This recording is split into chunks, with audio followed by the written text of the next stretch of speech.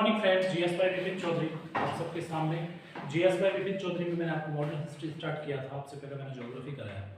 तो modern history में मैंने स्टार्ट की थी यूरोपियों की आगमन से, और यूरोपियों का क्रम भी मैंने लिखा है।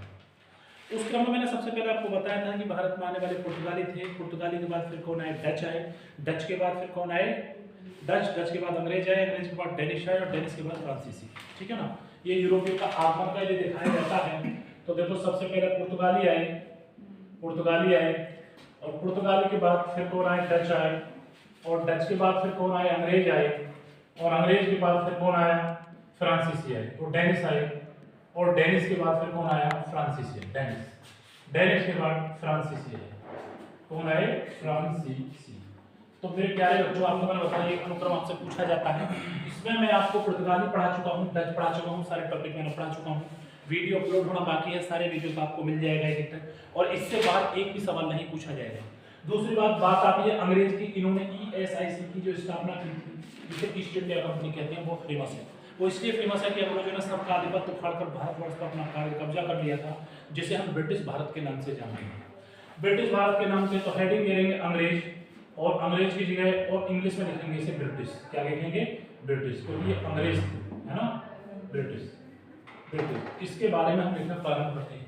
ब्रिटिश की विशेष बात और सबसे बताइए अंग्रेजों की। मैं सबसे पहली बात ये कहता हूं कि जिस समय हमारे भारत में अंग्रेजों का आधिपत्य था, डचों का आधिपत्य था, पुर्तगालियों का, उसके बाद में जो अंग्रेज करने के लिए आए थे अपना व्यापार, तो व्यापार की दृष्टि से लॉर्ड मेयो ने जो अंग्रेजों का था, लॉर्ड मेयर ने अध्यक्षता में एक सभा का आयोजन किया गया था, और उसमें आयोजन में ये किया गया कि जितने भी पूर्वी एशिया के देश हैं उनसे व्यापार किया जाए। तो पूर्वी देशों के व्यापार करने के लिए लॉर्ड मेयो ने व्यापार के लिए दिया, लेकिन वहां की महारानी महारानी एलिजाबेथ थी। एलिजाबेथ ने 15 वर्ष के लिए हस्ताक्षर करे, और उसमें 24 सदस्य और एक डायरेक्टर और एक को डायरेक्टर कहा कि जाइए, हम 15 वर्षों के लिए हमको अनुमति देते हैं कि जाकर आप पूर्वी एशिया में, मतलब कि भारत में जाकर व्यापार करना प्रारंभ कर दें। जब 1599 में उन्होंने ये अनुमति दे दी, तो सन 1600 में भारत के अंदर ईस्ट इंडिया कंपनी को खोला गया, जो प्राइवेट कंपनी थी, और प्राइवेट कंपनी ने अपना काम करना शुरू कर दिया था। लेकिन इस प्राइवेट कंपनी से पहले मैं कुछ बताना चाहूंगा। 1599 में जब उन्होंने किया था, सबसे पहली बात जो है डच के पश्चात थे, मैं आपको पहले भी पढ़ा चुका हूं मेरे प्यारे बच्चों। देखो, ऐसे करके भी भारत की हम स्थिति बनाते हैं। तो ये सुमित्रा, जावा, मलक्का जो है, ये सुमात्रा है ना, सुमित्रा है ना, और ये है मलक्का, और ये है जावा, और ये जो पड़ता है ये है इंडोनेशिया, जिसे हम इंडोनेशिया मतलब कि इंडोनेशिया, जिसे हम मसालों का द्वीप कहते हैं।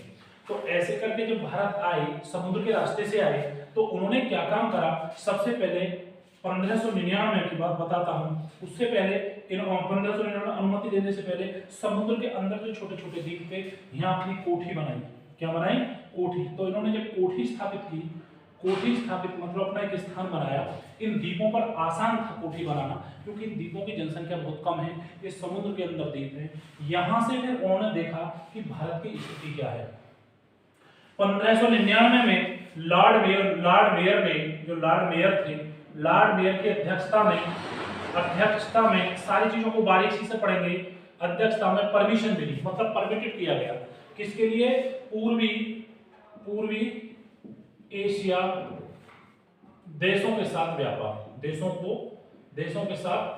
करना, कि पूर्वी देशों के साथ आप व्यापार कर सकते हैं। तो इसमें 1599 के अंदर ही, यहां देखो नोट डाउन करेंगे, 1599 में महारानी एलिजाबेथ जो कि वहां की राजा थी ब्रिटेन की, एलिजाबेथ ने, है ना, एलिजाबेथ प्रथम ने, एलिजाबेथ लिख लीजिएगा, क्या किया? परमिशन दी, मतलब कि परमिट प्रदान कर दिया, अनुमति प्रदान की। 15 वर्षों के लिए, 15 वर्षों के व्यापार को अनुमति दे दी। मेरी बात समझ में आई? ब्रिटेन की जो महारानी थी, कौन थी? महारानी एलिजाबेथ। इन्होंने लॉर्ड मेयर की अध्यक्षता में एक अध्यक्ष था कि जी हम बाहर देशों में मतलब कि एशियाई देशों में जाकर व्यापार करना चाहते हैं। उन्होंने कहा ठीक है। उन्होंने 1599 में आदेश दे दिया, बोला जाइए आप व्यापार कीजिए। सन 1600 के अंदर तक उसी पहले से आपने देखा होगा कि यहाँ उस टाइम पुर्तगाली और डचों का डंका मतलब सिक्का चल रहा था। जब अंग्रेजों ने यहाँ आकर देखा, बोले भाई क्या हाल है, तो देखा भाई यहाँ तो डचों का सिक्का चल रहा है, डचों का व्यापार चल रहा है, समुद्री व्यापार पुर्तगालियों का व्यापार चल रहा है, तो हमारा व्यापार कैसे जमे। उन्होंने सबसे पहले 1599 के बाद में और 1599 सुमित्रा जी पर जात करने से पहले 1579 में बेदरा का युद्ध किया। 1579 में बेदरा युद्ध किया। बेदरा युद्ध का मतलब समझते हो कि इन्होंने सबसे पहले बेदरा युद्ध किसके, अंग्रेज व डचों के बीच। तो मतलब अंग्रेजों ने सबसे पहले डचों को हराया। क्या हराया? डचों को हराया, जो कि वहां जमे हुए थे। डचों को हरा दिया। अब उन्होंने क्या करा, 1599 के बाद में सन 1600 में ईएसआईसी की स्थापना की, ईस्ट इंडिया कंपनी। मैं शॉर्टकट में ईएसआईसी लिखूंगा इसे, जिसे ईस्ट इंडिया कंपनी कहते हैं। सन 1608 में कैप्टन हॉकिंस नाम का एक यहां से कैप्टन हॉकिंस एक दूत गया, अंग्रेजों ने भेजा किसके दरबार में, जहांगीर दरबार में। कौन में? जहांगीर दरबार, मुगलों का शासन था जहांगीर दरबार में। और वहां जाकर उसने कहा कि वहां जाकर उन्होंने तुर्की और फारसी में बात करी, बड़ा प्रभावित हुआ। उसने कहा कि महोदय हम आपके यहाँ व्यापार करना चाहते हैं। उसने कहा कि मैं तो पहले पुर्तगीजों से ही बहुत परेशान हूँ, पुर्तगालियों से, भाई मैं आपको व्यापार की अनुमति नहीं देता, लेकिन हम आपकी उदारता और आपकी भाषा और आपकी शैली से अति प्रसन्न होते हैं, और हम आज अंग्रेज मैन हो, आप इंग्लिश मैन हो, हम आपको इंग्लिश खान की उपाधि देते हैं। मतलब कि उसे खुश कर दिया। बोला कि ऐसा कारण ये है कि जो हमारे यहाँ पुर्तगाली वो भी यूरोपियों हैं, उनसे मैं बहुत ज्यादा परेशान हूँ, और इसी तरह से मतलब विशेष करके मेरी दिक्कत है कि मैं आपको यहाँ परमिशन नहीं दूंगा भारत में व्यापार करने की। तो उन्होंने क्या काम किया, सन 1611 में उन्होंने जाके जब अंग्रेजों से कहा, कंपनी वालों से, बोले अच्छा, बोले क्या परेशानी, बोले इसका मतलब त्रस्त है। कौन त्रस्त है? जहांगीर, जो कि भारत के राजा हैं, और भारत के राजा एक यूरोपीय कंपनी काम कर रही है जिसका नाम है पुर्तगीज, वो उनसे परेशान है। तो उन्होंने कहा कि पहले पुर्तगीज को ही खत्म कर देते हैं हम, ताकि राजा प्रसन्न हो जाए, हमें परमिशन दे दे, फिर हमारा डंका बजेगा। उस समय पूरे समुद्री व्यापार पर, मैंने लास्ट वीडियो में आपको पढ़ाया था, समुद्री व्यापार पर किसका डंका बज रहा था? पुर्तगीजों का, क्योंकि समुद्री सेनाओं की सशक्त थी। उन्होंने कार्टेज व्यवस्था को लागू किया था। कार्टेज व्यवस्था समझते हैं? मतलब कि समुद्र में जाने के लिए उनसे परमिशन लेनी पड़ेगी, चुंगी कर लगाया था। तो बोले भाई यदि हमें व्यापार करना है तो समुद्र की समस्या को खत्म करना पड़ेगा, मतलब पुर्तगालियों को हराया। तो 1729 में तो उसे किया। 1608 में 1611 में युद्ध हुआ, जिसे स्वाली का युद्ध कहते हैं। क्या कहते हैं बेटे? स्वाली का युद्ध। इन्हें बहुत अच्छे से याद कर देना। 1611 में स्वाली का युद्ध। देखो मैं बताऊंगा, आप साथ के साथ उनको नोटिस करते रहा करें। मैंने आपको पहले भी बताया कि इन चीजों को यदि आप नोटिस नहीं करेंगे तो फिर आप नोट्स नहीं बना पाएंगे, और नोट्स नहीं बना पाएंगे। 1611 में स्वाली का युद्ध हुआ। कौन सा हुआ? स्वाली युद्ध। इस स्वाली युद्ध कौन कौन के बीच में हुआ था? अंग्रेज। कौन कौन के बीच में हुआ था? अंग्रेजों व कितना हुआ था? पुर्तगीज के बीच में, पुर्तगाली, इन दोनों के बीच में हुआ था। बहुत इंपॉर्टेंट है। 1613 में राजा प्रसन्न हो गए।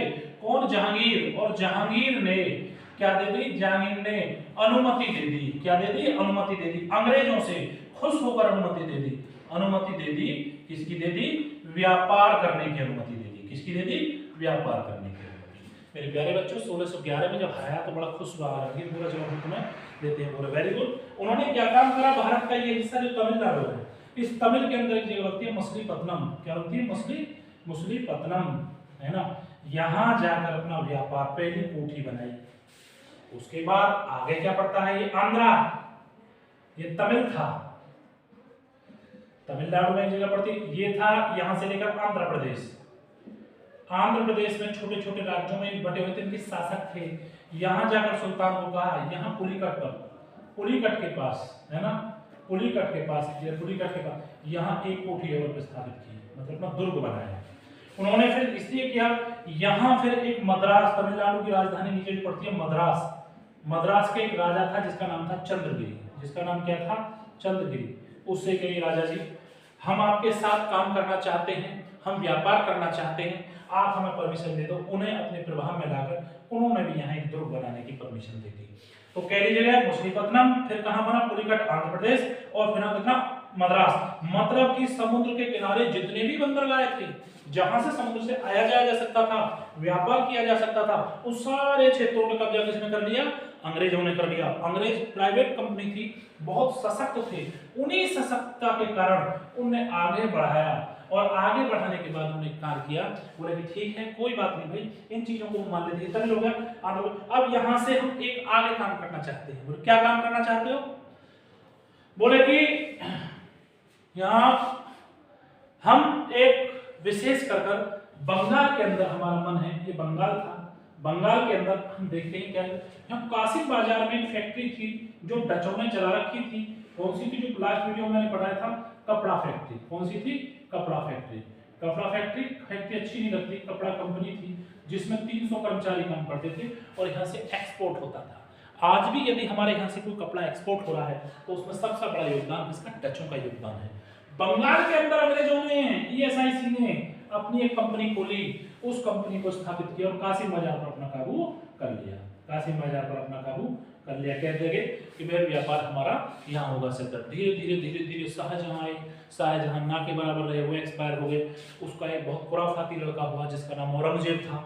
औरंगजेब भी धीरे धीरे धीरे धीरे औरंगजेब काल आ गया। औरंगजेब के काल तक इन्होंने 3-4 जगह, मतलब कि दक्षिण भारत में समुद्र के किनारे अंग्रेजों ने अपना आधिपत्य जमा लिया, और यहां तक कि उन्होंने सोचा कि भारत से व्यापार करना हमारे लिए सक्षम है और भारत से हम बहुत ज्यादा पैसा कमा सकते हैं। उन्होंने बंगाल में जिस समय देखा तो बंगाल में व्यापार की दृष्टि से, कर की दृष्टि से, प्रकृति की दृष्टि से, फल सब और कृषि की दृष्टि से सबसे महत्वपूर्ण था। उन्होंने कहा कि बंगाल को अपना बेस बनाइए, बंगाल से आ जा सकते हैं। और बंगाल की सतह, बंगाल में उन्होंने क्या काम किया, वहां का जो सूबेदार था, जो वहां का मालिक था, जैसे एक राज्य का मुख्यमंत्री है, उस मुख्यमंत्री को सबसे पहले काबू अपदस्थ किया जाए, और अपदस्थ करने के बाद में धीरे धीरे जो यहाँ अपने रहने वाले पूरे देश के राजा थे मध्यकालीन भारत के अंदर, औरंगजेब बूढ़े होते चले गए, उनकी मृत्यु हो गई। क्यों? कि अंग्रेजों को पता था कि अंग्रेजों की, क्योंकि इसकी मृत्यु के बाद 1707 में अंग्रेजों का, इनका मध्यकालीन मुगलों का दमन हो गया।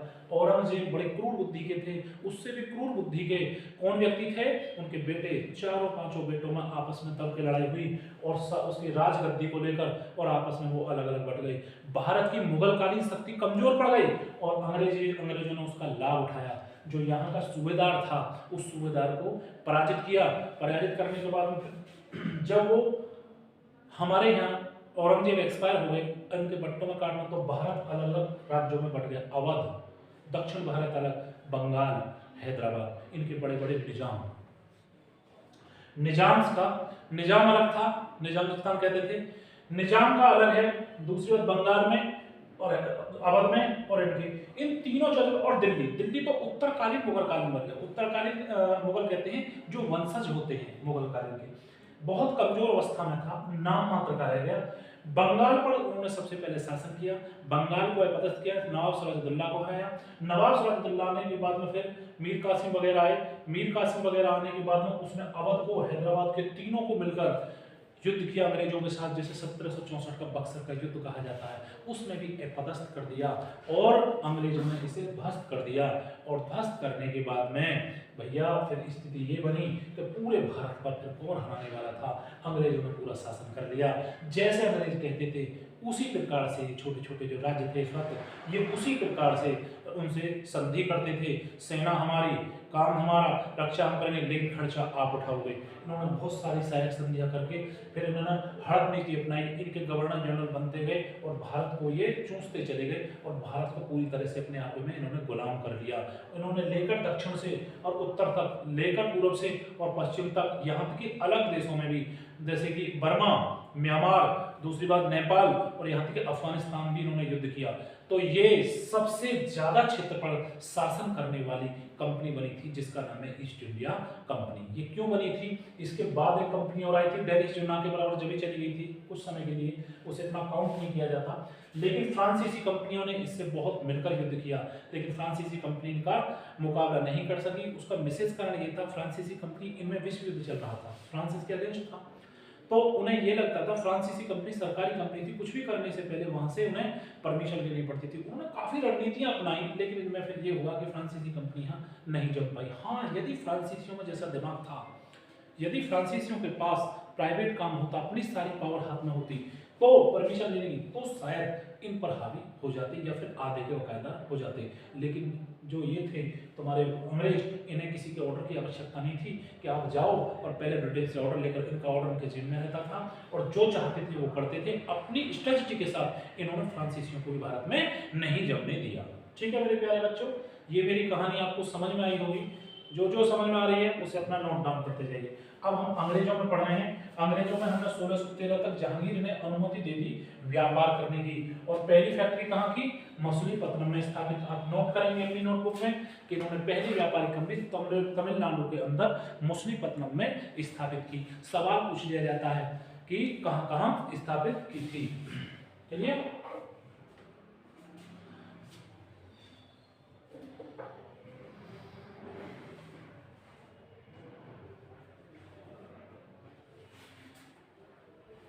सर, अब इसमें देखिए आगे से तो छोटे छोटे महत्वपूर्ण फैक्ट के रूप में पूछ लिए जाते हैं, उन्हें हम बहुत अच्छे से याद करेंगे और उन पर काम करेंगे। मेरे प्यारे बच्चों, इनमें क्या है जरा ध्यान देंगे, वो क्या चीज है। देखिए सन 1632 के अंदर, 1632 में गोलकुंडा, गोलकुंडा हैदराबाद में पड़ता है। गोलकुंडा, गोलकुंडा के सुल्तान ने, गोलकुंडा के सुल्तान ने 500 पैगोडा, 500 पैगोडा के आधार पर 500 पगोड़ा लेकर, मतलब कि वो पगोड़ा क्या थी कि मुद्रा थी, 500 पगोड़ा लेकर व्यापार करने की, व्यापार करने की, व्यापार करने की अनुमति प्रदान की। क्या दी बेटे? व्यापार करने की अनुमति प्रदान की,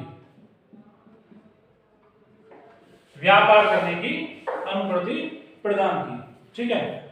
1639 में चंद्रगिरी के राजा ने मद्रास को पट्टे पर और सेंट लुइस जार्ज ने इसने कर दिया था, किराबंदी की।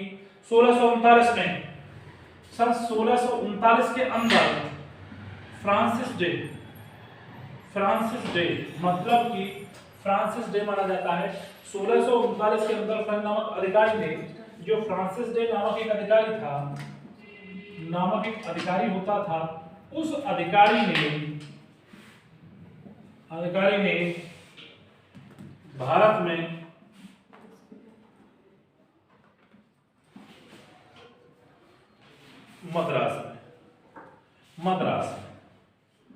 मद्रास में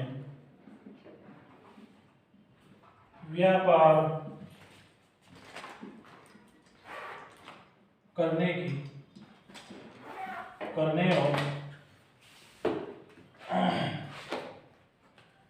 और कोठी बनाने, मतलब कि किला बनाने के लिए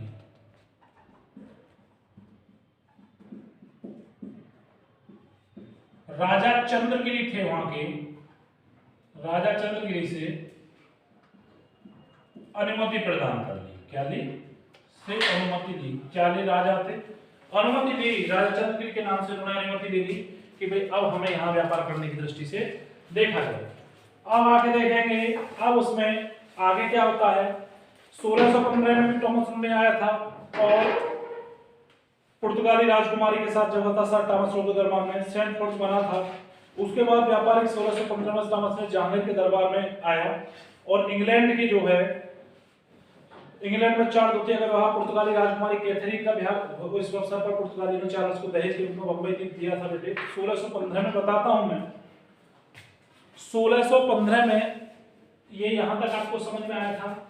अब जब उन्होंने देखा, किन्होंने देखा, पुर्तगालियों ने, कि भाई अंग्रेज तो हावी होते हुए आ रहे बोले, तो उन्होंने अपने दिमाग से खेला और उन्होंने दिमाग से खेलने के बाद एक बात कही कि ऐसा करते हैं कि अपनी जो रानी कैथरीन की शादी जो अंग्रेजों के राजा हैं चार्ल्स द्वितीय उनसे कर देते हैं। ठीक है ना। तो शादी कर दी रानी कैथरीन की, तो वो रिश्तेदार बन गए। और जो बॉम्बे है जो हमारे पास, इसे हम दहेज में दे देते हैं ताकि इनसे हमारी सामिलता बनी रहे, है नहीं। तो इसीलिए जब रिश्तेदारी हो गई, जो मुगल थे, मुगल भी यही किया करते थे कि हमारा राजपाट हो जाए, मुगलों से अपनी बेटियों की शादी कर दिया करते थे कि भाई वो है। तो जैसे कि राजा जमल थे, उन्होंने अपनी बेटी की जोधा की शादी कर दी, तो इनकी रिश्तेदारी हो गई, मतलब मुगलों से, जो राजपूत समाज के लोग हैं। तो उसी तरह से इन्होंने ये भी काम किया।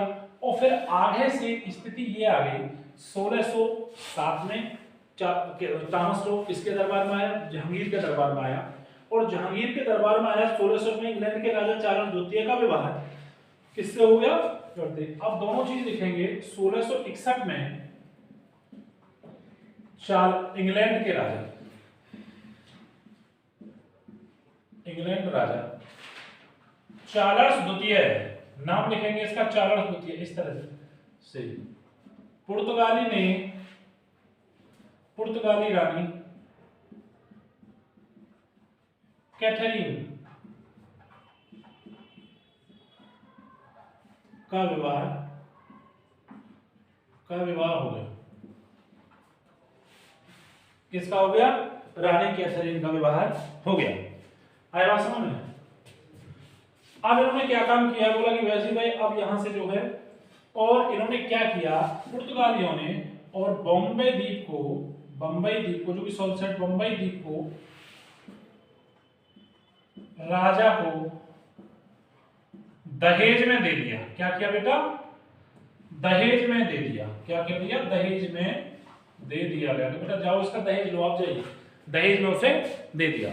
अच्छा जी, बड़ी खुशी की बात। फिर उसके बाद हमारे यहाँ बम्बई में, फिर उसके बाद हुगली के अधिकार के पश्चात अंग्रेजों ने कासिम बाजार, पटना पर और 16 में हाउस ऑफ बहुत सारी चीजें बनाई, न्यू कंपनी स्थापित की, जंग किया, 1883 में चार्टर्स एक्ट बदल लिए, बहुत सारे इन्होंने काम किए और धीरे धीरे इन्होंने भारत पर पूरी तरह से कर दिया।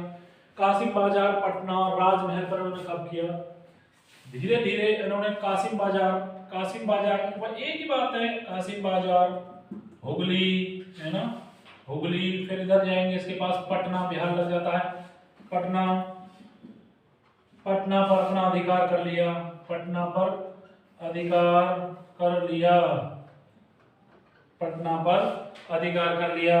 क्लियर? आगे फिर बात करेंगे अगला अधिकार करने के बाद में। अब बंगाल में होता है, अब इन्होंने अपना जो है धीरे धीरे आधिपत्य जमा लिया। बंगाल के अंदर अब इनका राजनीतिक धारा शुरू होती है, तो बंगाल में राजनीतिक गतिविधियां इसे पूरी तरह से वो करेंगे। पूरी तरह से वो करने के लिए पूरी तरह से इसे देखेंगे बंगाल में गतिविधियां क्या रही, बंगाल में गतिविधियों का क्या मैटर रहा, कि बंगाल में किस किस तरह से इन्होंने शासन किया, और शासन करने के बाद इनकी क्या क्या स्थिति रही देखेंगे बच्चे। हेडिंग देखते हैं, इसमें हम नया हेडिंग, क्या नया टॉपिक चलेगा, बंगाल में अंग्रेजों की राजनीतिक गतिविधियां या बंगाल में ईएसआईसी की गतिविधियां। तो इसे हम बहुत अच्छे से अभी आपको कराते हैं और अपनी कॉपी में आप इसे नोट डाउन करेंगे। ठीक है? देखिए बच्चों, मेरे प्यारे बच्चों, बंगाल में इनका मुख्य धारा ये थी कि यदि बंगाल हमारे काबू में आ जाता है तो पूरे भारत का शासन हमारे मुख्य धारा के अंदर आ जाएगा। उसका ये विशेष कारण था, बंगाल में ये जैसे लिखा है यहाँ देखिए, बंगाल में ईएसआईसी की राजनैतिक है ना गतिविधियां। बंगाल बहुत कंट्रोवर्सी का क्षेत्र रहा है, और वैसे भी हम देखते हैं कि सबसे पहले बंगाल को ही लूटा था, बंगाल ऐसे जाते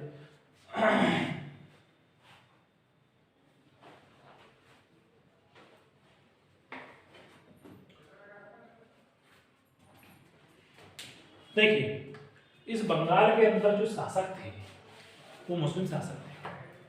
बंगाल से चलने के लिए पहले अंग्रेजों को परमिशन लेनी पड़ी। इस बंगाल के अंदर अपना आधिपत्य जमाने के लिए उन्होंने सोचा कि जो यहाँ बंगाल का राजा है पहले इसे पदस्थ किया जाए, कुछ उन्हीं के लोग उन्हीं से मिल मिलाकर किसी तरह से उसे हम ध्वस्त कर दें तो बंगाल पर हमारा शासन हो जाए।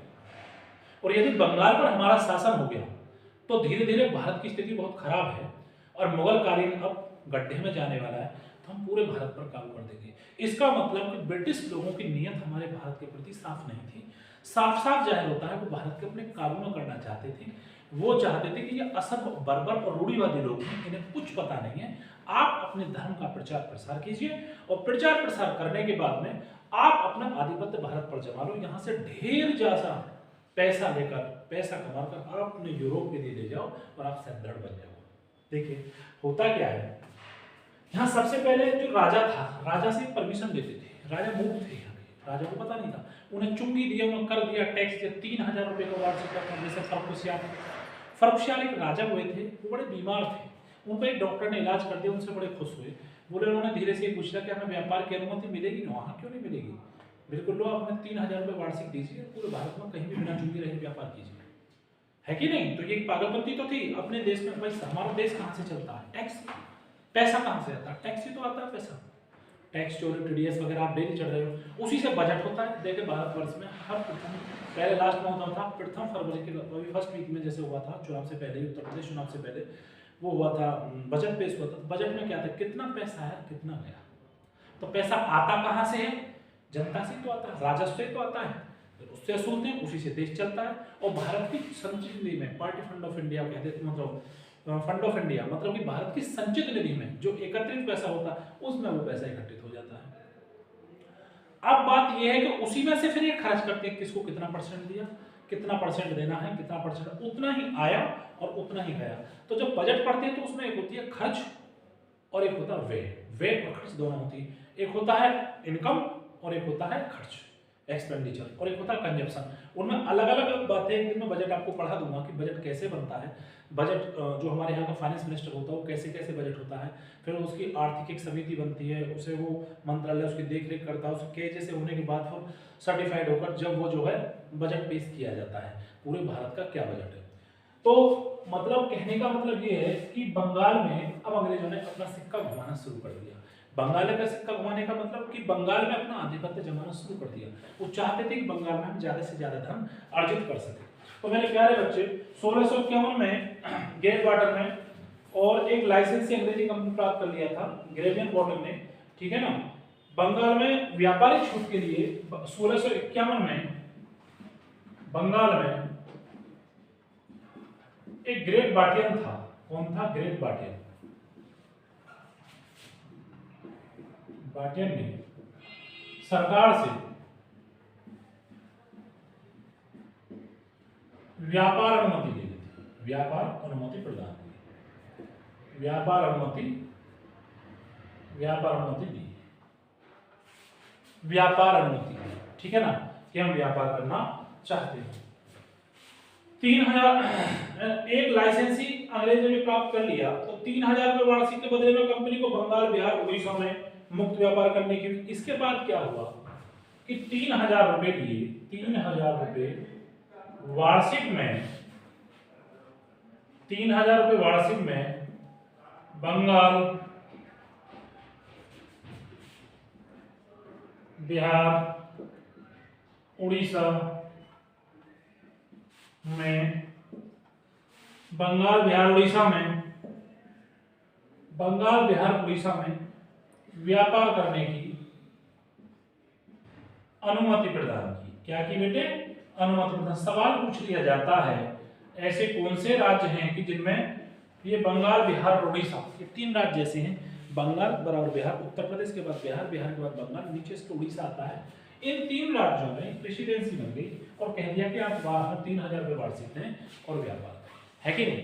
तो उसके बाद क्या स्थिति आती है 1667 में, और इसके बाद एक कंपनी थी, अंग्रेजों ने व्यापार की पुनः पुष्टि की और कहा कि भाई इसमें पुष्टि की जाए। एक फरमान में सबसे पहले जो बात कही गई, औरंगजेब के शासनकाल में एक फरमान जिसमें यह आदेश थी चुंगी के लिए कंपनी कर्मचारियों को तंग ना किया जाए और उसमें कोई बाधा उत्पन्न ना करे। फरमान प्राप्त किया, कंपनी ने शाइस्ता खां से भी किया और पुनः वहां एक ऐसी कंपनी की कि चुंगी जो है वो लगातार चलनी चले। यह आदेश था कि अंग्रेजों को 2% चुंगी के अतिरिक्त 1.5% जजिया कर के रूप में दिया जाएगा। औरंगजेब ने, क्योंकि उस समय जो शासक थे वो औरंगजेब थे, लेकिन वहां के जो शाइस्ता खां थी, शाइस्ता खां थी, उससे भी पुनः ले ली थी मंजूरी इन्होंने 1627 में। लेकिन 1608 के अंदर और 1686 के 80 के अंदर, 1680 के अंदर औरंगजेब ने कहा कि इनका वो ना किया जाए। 1680 में औरंगजेब ने 1680 में औरंगजेब ने एक कार्य किया और उसका विशेष कार्य यह था कि कहा कि इन्हें तंग ना किया जाए, अंग्रेजों को इन्हें 2% चुंगी के सहित 1.5% जजिया कर दिया जाए।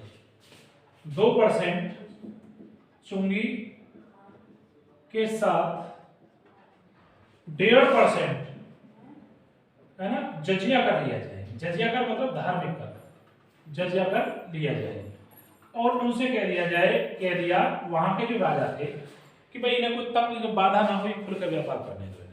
उन्होंने कहा ठीक है साहब, इस चीज को भी हम देने के लिए तैयार हैं। जब अंग्रेजों ने हुगली परंतु औरंगजेब द्वारा पराजित होने के पश्चात हुगली से भागना पड़ा। अब जब अंग्रेजों ने व्यापार किया 2% चुन्नी कर भी दिया और वो कहने लगे 1.5% जजिया कर भी दिया। वो कहने लगे इसे भी देने को तैयार है। 1606 उन्होंने धीरे धीरे बंगाल में हुगली पर पूरी तरह से अपना काबू कर लिया और अंग्रेजों ने आंख दिखाई तो औरंगजेब बहुत महान शासक था, औरंगजेब ने उसे खदेड़ दिया। 1686 में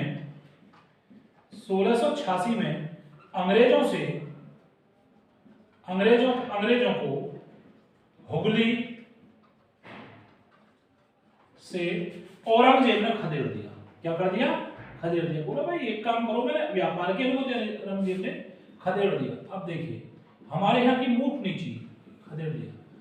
इन मुगलों के दिमाग पर ऐसा पर्दा फिर गया था, वरना इन्हें पता थी कि जब उन्होंने हुगली पर अधिकार कर लिया तो कहीं ऐसा ना हो कि भारत पर काबू कर ले। इन्होंने जब यहाँ से कर तभी इन्हें भारत से भगा देना चाहिए था, तो आज भारत किसी और ही दशा में होता। इन्होंने फिर भी औरंगजेब ने अपने लालच में खदेड़ तो दिया, लेकिन ये नहीं कहा कि इन्हें भगा देते, इनका जब्त कर देते, इसकी संपत्ति जब्त करके यहाँ से इन्हें अपदस्थ कर देते। लेकिन परंतु औरंगजेब ने ऐसा नहीं किया और ये अपना धीरे धीरे आगे बढ़ते चले गए। यहीं से 1686 से ही लग गया था कि मैंने अनुमति प्रदान की, ये टैक्स भी दे रहे हैं और ये जजिया कर भी दे रहे हैं। जब इन्होंने हुगली पर काबू किया तो ये पूरे बंगाल पर भी काबू कर सकते हैं, परंतु उनके दिमाग ने काम नहीं किया। खान साहब ने ऐसे ही उसे आगे बढ़ाया जा और जो हमारे शासक थे राजा, उन्होंने कहा कि भाई अब काम नहीं चलने का, अब तो सिर्फ ऐसा है कि अब इन्हें खदेड़ने में फायदा है, खदेड़ दिया, आज गलती हो गई, अब नहीं करने की। तब भी नहीं लगा कि इनकी नेक नियत साफ नहीं है। आगे देखिए 1686 की बात में अगली क्या प्रकृति बनती है। जॉब चॉर्नोक ने अंग्रेजी को उठो तो की ब्रिटिश भारत की भावी राजधानी कलकत्ता में। अब एक जॉब चॉर्नोक नाम का एक वो था, जॉब चॉर्नोक, उसने कलकत्ता जो कि वेस्ट बंगाल की राजधानी है, उस राज्य का नाम जो कलकत्ता जो बचाया था वो जॉब चॉर्नोक ने बचाया था। सवाल पूछ लिया जाता है कि जॉब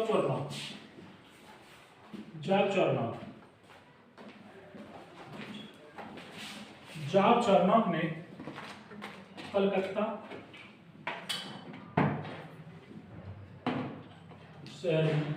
कोठी स्थापित की। क्या की? कोठी स्थापित की। जॉब चॉर्नोक ने कोठी स्थापित की।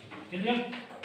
आगे की बात है इसमें बंगाल के सूबेदार ने जो 16,000 अंग्रेज के कलकत्ता गोविंदपुर अपने गांव पर अपनी जमींदारी प्रदान की। तो जो वहां का सूबेदार था, जो सूबे को चलाता था, मतलब कि एजे मान के चलो जो वहां का वर्ड था, तो वहां भी इन्होंने अपने प्रतिष्ठान के लिए किराबंदी की। तो वहां अपने काम करने के लिए धीरे धीरे बंगाल के अंदर इन लोगों ने एक काम करना शुरू कर दिया, अपने वो बनाया जिसे कहते हैं फोर्ट विलियम। सबसे बड़ा भारतवर्ष में जो बनाया था उन्होंने फोर्ट विलियम फोर्ट बनाया था।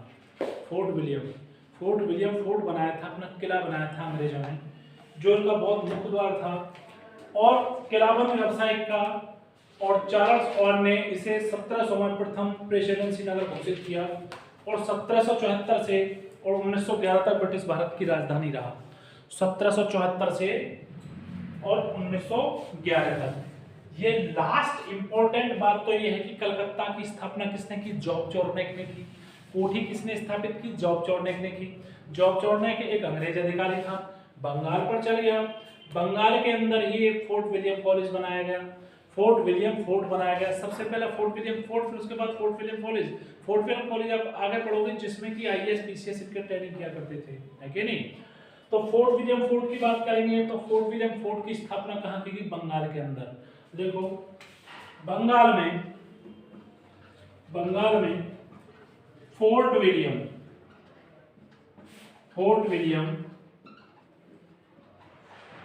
फोर्ट की स्थापना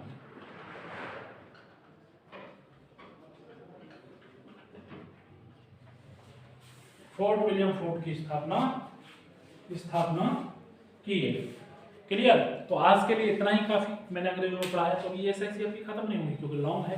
तो मैं आज आपसे कहना चाहूंगा मेरी वीडियो को देखें और टॉपिक टू टॉपिक सबको अपनी कॉपी में नोट डाउन करो। ऑब्वियसली आपका पेपर नहीं होगा।